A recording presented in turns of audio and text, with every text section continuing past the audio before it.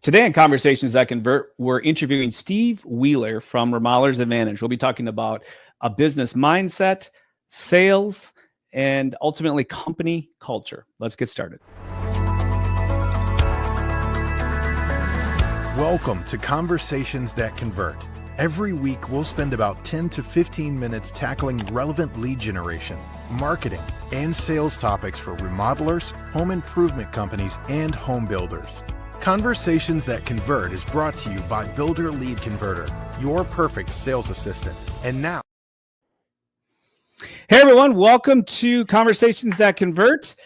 Diana is off today, but we have a special guest. This is Steve Wheeler from Remodelers Advantage. Steve, welcome to Conversations That Convert. How you doing, Rick? Happy to be here.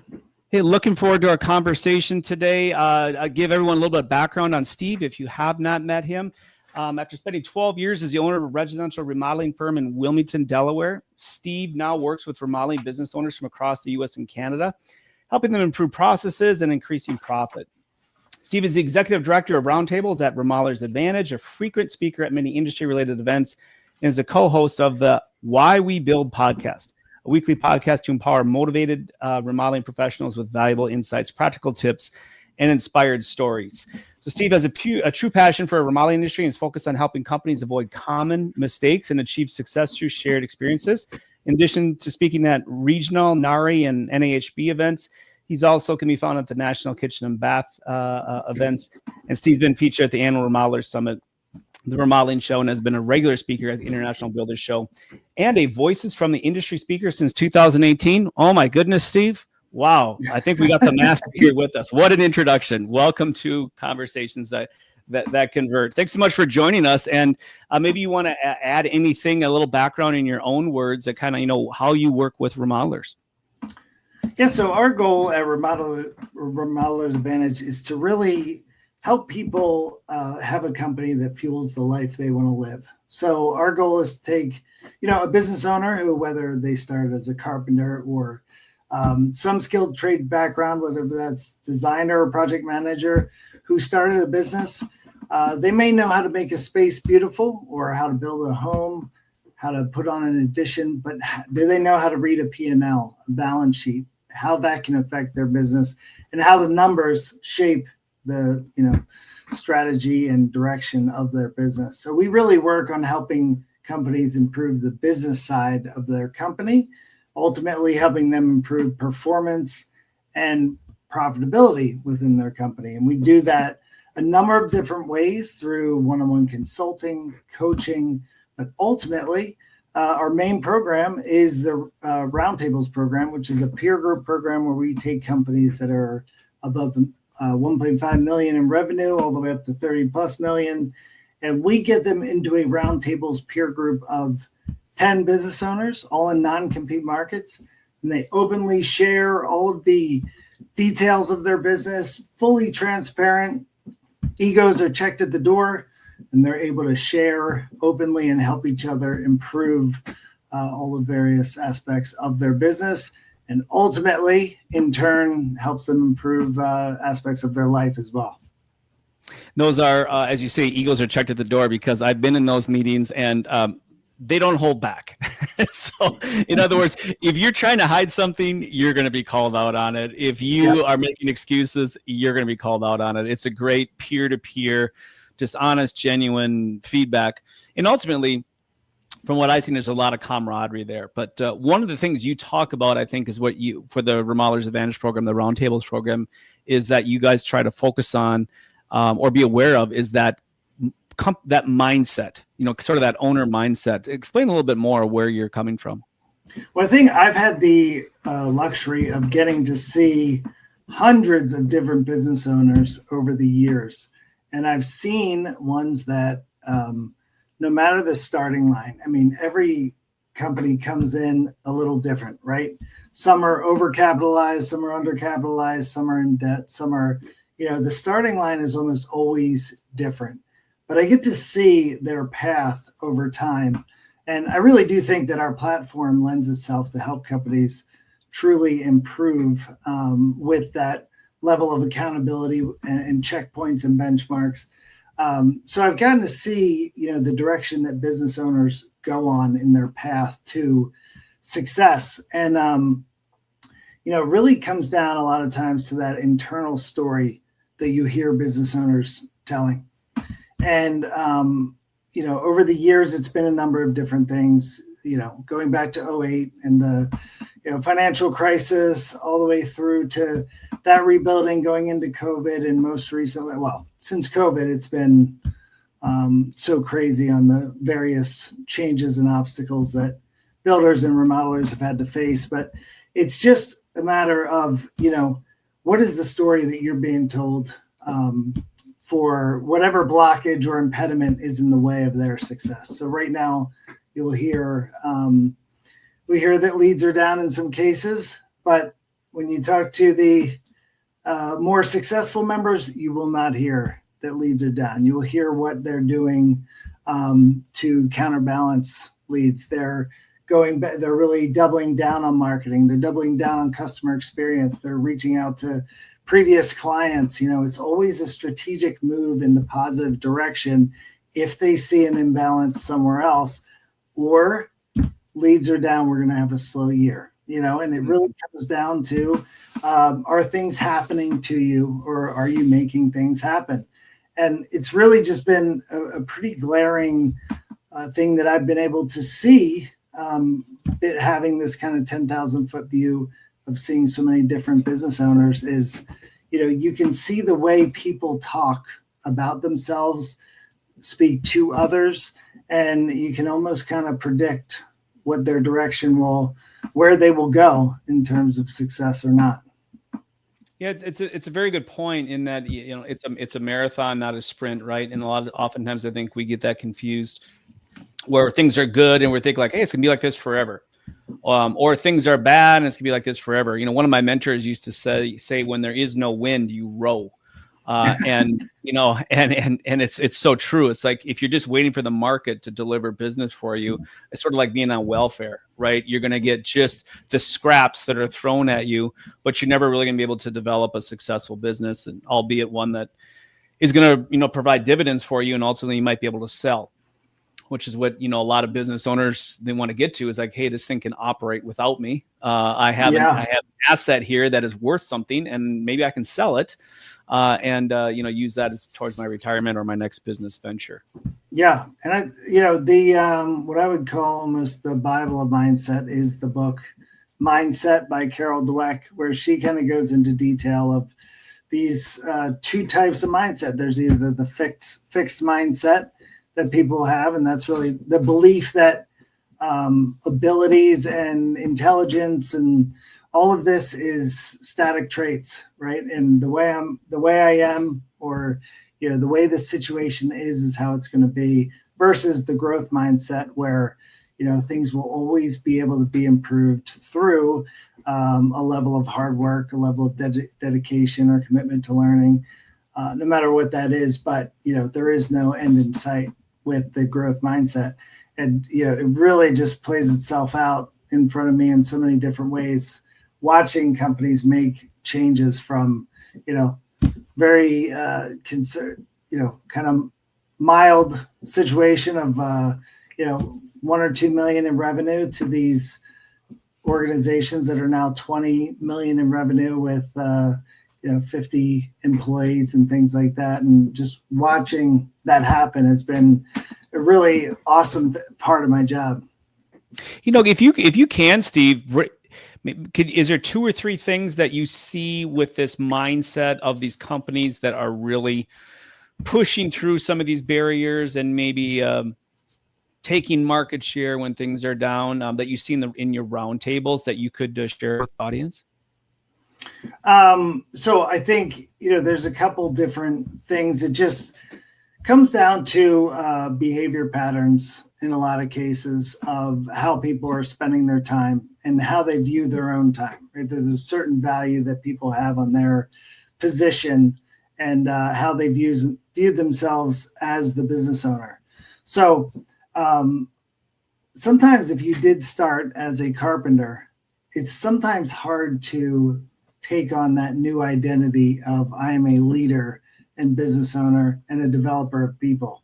And a lot of people still want to go back and tinker with helping the production team on the job site and things like that, when really the overall evolution of what a business owner needs to develop into is, you have to, when you decide to be in business, I think you do take on the burden of needing to make a profit. You need to develop people, and you need to be able to lead the way in the right direction. And if you wanted to stay as a carpenter, then by all means, that's an unbelievably fantastic way to make a living. But when you do hang out that shingle and go into business, you take on a burden, lack of a better word, of responsibility as a leader. Yeah, interesting. You mentioned that. I was thinking right away the E-Myth books of where you have to go from working in the business to on the business, and and that's what's interesting, is that you see, when you see a business owner who invests in something like a Remodelers Advantage or a Builder 20 group or any sort of coaching program where they force them. Number one, you're going to force yourself to be accountable, because now you're investing money that forces you to work on your business. And you're going to have people out there saying, okay, what are your numbers? What are your issues? And you have to be forthright with that. If you're really going to make it work, right, you have to produce that information. And those are also, and I don't think it's it's not a coincidence. Those are also some of your most successful businesses out there. Yeah. Because they focus on working on the business. And you talk about what's the highest and best use of my time as a leader or an owner. It's understanding my business, working through some of the big picture things, and developing that core team underneath me that can really do an excellent job running the day to day. That's it, is that developing that core team, and it probably plays into getting into some of the company culture talks, but really having a standard of how people operate within your business and taking on the responsibility of creating that culture as the leader, as the business owner. Yeah, and as the owner, I think it's, we have to be aware of that. When things get tough, we tend to regress to where we're most comfortable, and Absolutely. that goes back to on the job site, right? It's like, hey, this is how I started the business. I came up through the trades, and by golly, I'm familiar with it. It's easy. I don't want to deal with this other stuff. I'm going to go back and work on the job site. It's interesting you mentioned about people right now with marketing, in that, it's a tougher market right now than it was back in 22 and 23. Last 12 months has been much more difficult to get sales done. So you can either divest in marketing to say, well, I'm not producing as much, I'm going to pull back on my marketing spend, or you can go forward and, push harder on your marketing, knowing that it's a harder market. And the guys that are at the top, what do? They double down, right? They do more. And it's like, it's harder to get jobs right now. So we're going to push more into marketing. I see that all the time with my own clients too. Some guys that say, oh, I need to, stop everything and just sort of try to survive. And other guys going like, hey, I'm going to take market share from my competitors. I'm going to be better, 100%. and I'm going to grow. Yeah. Yeah. And you can misuse your marketing funds 100%, but I haven't seen too many success stories with people that have, really stopped or fully pulled back marketing over time. Yeah, and marketing ebbs and flows. The one thing about marketing is you have to test. And if you're not doing anything, you're not learning anything. If you're not learning anything, you're not getting leads. Because sometimes the most important marketing spend is figuring out that something doesn't work, so you can reinvest those dollars in whatever is working. Yeah, and another thing is the repeat and referral business, which is an absolutely fantastic marketing tactic, because that means you've developed an incredible product for people over time, and you're getting people that are reinvesting in their home with you with a number of different projects or referrals. But that is definitely something that is talk about something that can become stagnant or ebbs and flows. Is we view that as the feast and famine sales cycle. Is a lot of time they'll sell, then turn their head this way, go produce all the work, make it great, then sell, and you find yourself in this wicked cycle of having a large backlog and then having to turn back and sell. That can lead to a number of different issues. But relying on the repeat and referral business without marketing is a recipe for trouble in many cases. And I think you can be very smart in the way you approach your repeat and referral business of marketing to your clients and making sure you have check-ins and prospecting to your referral and to your repeat clients to continue to nourish that and bloom all of the seeds that have been planted over your years in business. Well, let's stick with sales, talk a little bit more. So you talk about this company mindset, and I think you use the question, does a business owner have things happen to them, or do they make things happen? That's one of the questions that you mentioned before. When it comes to sales right now, since it is harder to make some sales, like I said, maybe leads are still coming in, but it's harder to convert those leads. What do you see some of the ideas or maybe some of the sales tactics coming out of the Remodelers Advantage right now, and how are they evolving, as the market has been more challenging? Well, for us, it's always going to come back to the blocking and tackling and the fundamentals. And that is, do you have a sales process, right? Are you following a sales ideology? And is it, a repeatable process? Is it something that you're following and not just, selling from passion because you are the business owner? I think always being able to have a sales process and having a process management, a pipeline, being able to manage your leads and cultivate your pipeline properly is probably the most important foundation of any salesperson. But, I think right now what people are seeing is that maybe because of some of the uncertainty in the economy or the landscape, that projects are potentially taking longer to close. There's some uncertainty from clients and customers saying, we don't know if we're going to move. And, there's issues with the home market or the housing market. And so I think it's, what are the opportunities there as a salesperson to inform the client? Because it's never going to be cheaper to remodel than today, right? Mm-hmm. If you wait, it's not going to get much better in terms of the cost. So if there's some hesitation on cost, what are some things as the salesperson, as the thought leader in your space to be able to coach them through that process? And I think the people that we're seeing are they're really making sure that they're qualifying their leads properly. And qualified lead would be the person you want to work for, the area you want to work in, and the projects you want to complete. And so knowing that and having a great handle on that is first and foremost most important, so you're not wasting your time going on client visits that aren't going to materialize into something you want to do. And then from there, that gives you the real the insight and passion as a salesperson to be able to really work to inform the client and work with them through that process to hopefully get into a construction agreement and start the project. Yeah, right. As you think about it, there's still tons, millions and millions and millions of households out there that have no mortgage, that have a ton of equity in their homes. Absolutely. And they're not willing to move because they, look at the cost to rebuild or get what they want, and they would rather move up in place. Yep. I was thinking about something too, as you mentioned this. There's no cheaper day to remodel than today. Yeah. Right. I mean, it's a way to look at it. And I taught when I was coaching, doing sales training, I would always remind the salespeople I was training, including the owners of the company, is that, you're not selling the sticks and bricks. You're selling a lifestyle. And that your lead today is looking at their kitchen and saying, I hate my kitchen. But you're telling them it's going to cost $120,000 to do the type of renovation that they want to do. And if they say no to that today, they still are going to hate their kitchen tomorrow. So really focus on the lifestyle and how much better things are going to be, because people don't drop $120,000 in the kitchen because they need to. It's always there's something missing in their life, something more they want to do. And so sometimes we lose really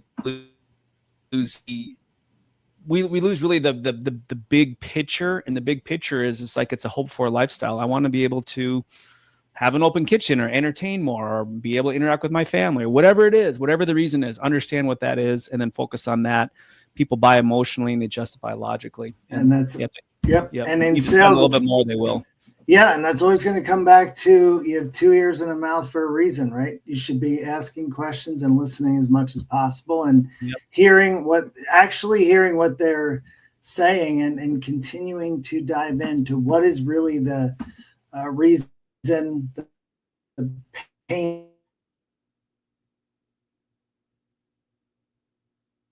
is, some sales words that to throw around, needs and wants, and all, remodeling this kitchen.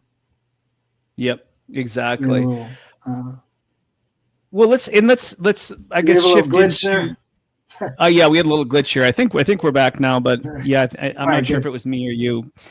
But okay, so we talked about sales, but one topic that I personally experienced and you brought up too was company culture. As we are trying to build these companies, so we have this owner mindset. We're the ones making it happen, not having things happen to us. So we talked about sales and different things we can do with our past clients, repeat customers, doubling down on marketing, figuring out what's working, what isn't working. But then it comes down to company culture too. And I think this goes back to what you're talking about, is like understanding now I'm working on the business versus in the business. I'm developing my core team. Tell us more about how Remodelers Advantage defines company culture and really what that means to your members. Yeah, I think, and it's always going to be different, right? We work with companies that have 3 employees and 60 employees and even more than that. So company culture is going to look differently for many different organizations and from the lens of many different leaders. But I think it is important that when you start out, somebody is going to be creating your company culture, whether you want or not, right? So the focus on creating the company culture is the most important part. And it's really the 3 main steps: define it, model it, and embed it. Right. So defining what you want. Say that one more time. Define it, model it, which is one of the most important parts, is to be a leader who embodies the behaviors of the culture you want, and then to embed it and make sure that you are embedding it, model it, embed it, everything that you do. So, one thing that I've heard in the past is the culture of any organization is shaped by the worst behavior that you allow.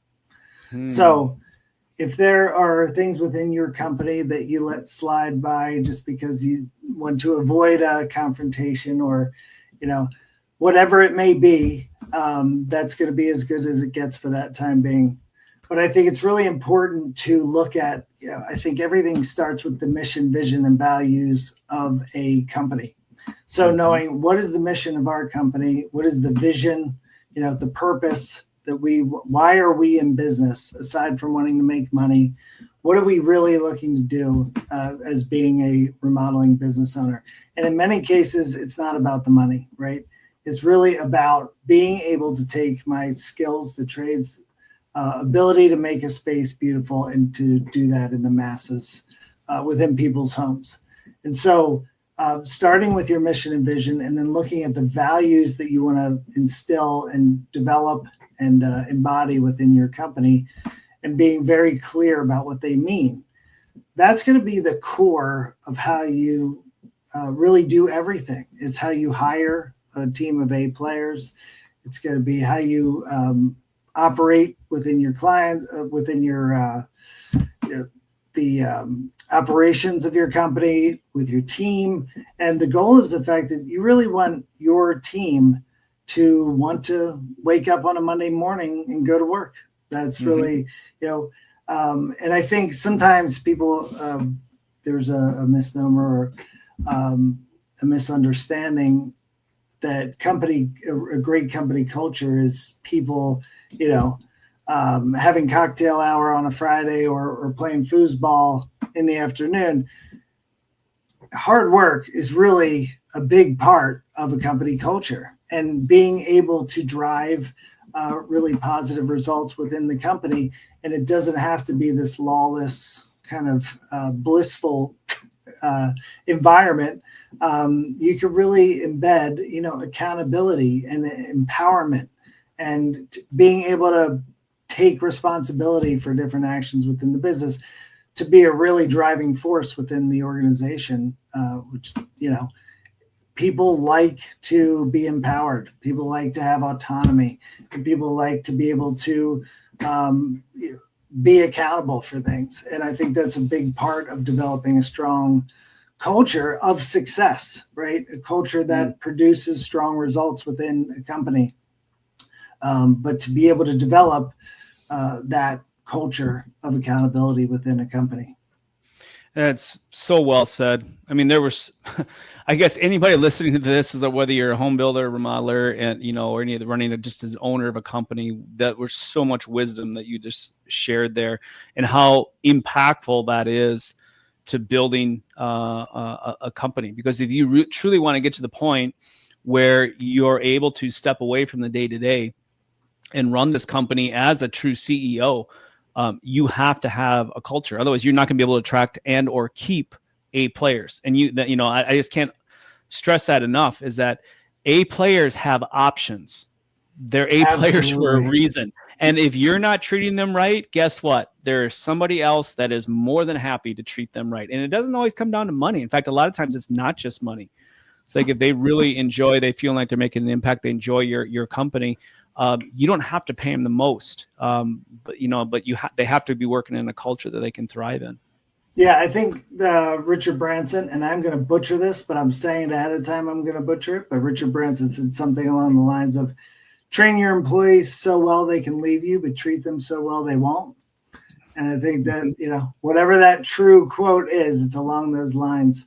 But I think that's really important, right? Is that people see themselves being able to be developed and grow within your organization.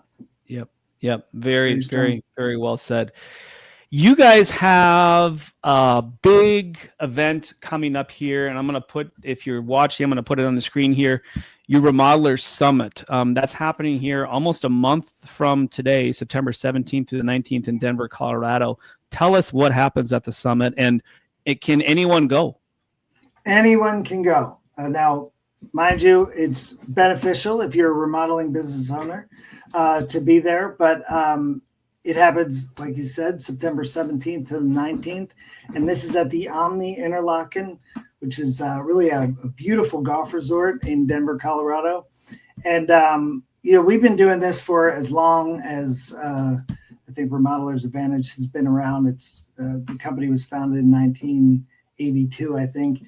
Our Roundtables program came in the early 90s, and that's when our president, Victoria Downing, took over, and she's been running this Remodeler Summit with Remodelers Advantage for where they get together every year, and we it's an embodiment of what we do at Remodelers Advantage. It's really steeped in strong education and fun, right? So there are starting on the morning of the 18th, well, let's say starting on the afternoon of the 17th, we have an incredible registration party where we get together, and there will actually be a great cocktail hour, networking. We have some of the best minds in the remodeling industry that will be there. We're going to have a puppy petting station, if you can imagine that there is a thing. But that's a part of the registration party that we throw. And then it gets into business 8 o'clock on the morning of the 18th, where we have a great keynote by Steve McClatchy. And then just breakout sessions on sales, marketing, AI. It's going to be a big topic this year. And we've just, from the main stage to the breakout sessions and to all the networking in between, which leads into, we have a great party on the night of the 18th, which is our Casino Royale, which we've called it every year. And this year, I think we have more of a cowboy theme. But this is, again, the networking that's available at this event is like no other. And it's really some of the great the leaders and thought leaders within the remodeling industry nationwide will be there. And it's just a great event. If you're looking to raise the level in your business and to really kickstart for the rest of, into the fourth quarter of this year and then into 2026, the Remodeler Summit in Denver, Colorado this year is going to be that place to get that started. Well, and I just want to encourage anyone that has not done any formal coaching or any sort of accountability groups. This is just a great way to get exposure to that. You're not jumping in with both feet. You can go for a couple of days, meet all you guys, meet some of the other guys that you're already working with, get some golden nuggets, as you said, and then it might be something that's going to change your business, for the rest of your life, that you jump into, but at least you get some nice exposure to it. So I'm going to plug your website. It's remodelersummit.com. That's 2 S's. Remodelersummit.com. You can get more information. You can register there. So you do not have to be a current member of Remodelers Advantage or be part of the Roundtable group. Anybody can go. It's designed designed for remodelers, obviously. And that's in Denver, Colorado, September 17th through the 19th. So Steve, if somebody wants to get more information on Remodelers Advantage, maybe wants to, dig in a little bit more to see if you can help them, what's the best way for them to do that? Yeah, a great place to start is remodelersadvantage.com. And if you go to our website, you'll see a place where you can really look at the Roundtables program. You can see a number of our master classes. If you want to start there, we've got great master classes, which are just education sessions on a number of different topics. We have a list of our consultants and a lot of their specialties, whether it's sales, production, financials. But then you get to see under the heading of the Roundtables, you'll see the ability to do a how do you compare path to success report. And that's a report where you'll fill out a number of data points on your role as an owner, your team, your operations, and you'll get a grade, and that'll be graded against the top 25% of our Roundtables members and industry leaders within the remodeling industry. So that's a great report that you can get things started and then, set up a call with us to go over the program and see if it's a fit. Oh, I love that. So right away, you get a report card to understand where you're at compared to get a baseline of the crop. Mm-hmm. Yeah, that's fantastic. Yeah, that's great. So it's remodelersadvantage.com. If you're watching, it's on the screen right now, but if you're listening, remodelersadvantage.com. Steve, any final words of wisdom before we sign off? No, I just say very appreciative to you, to this podcast, and just continuing to spread the word on the industry. I think all the effort that I've seen within Remodelers Advantage, with you and just the efforts that you put in to make this industry better. It's such an amazing industry. I've been a part of it ever since I got out of college and had the wild idea to start a remodeling company. It's just been a great thing, provided a good life for me and for many others. And as much as we can help people and inform people on the best practices, I think we're all in the right direction. So thank you to you and to all those out there to do it every day and make this industry what it is. We're so appreciative of you coming on. And yeah, I do agree. I feel blessed to be able to work in this industry and more importantly with the people. Absolutely. I love the business owners in this industry. So thank you very much for joining us on Conversations That Convert. And for my brothers and sisters in Christ, may the grace of the Lord Jesus Christ, the love of God, and the fellowship of the Holy Spirit be with you all always. We'll see you next time on Conversations.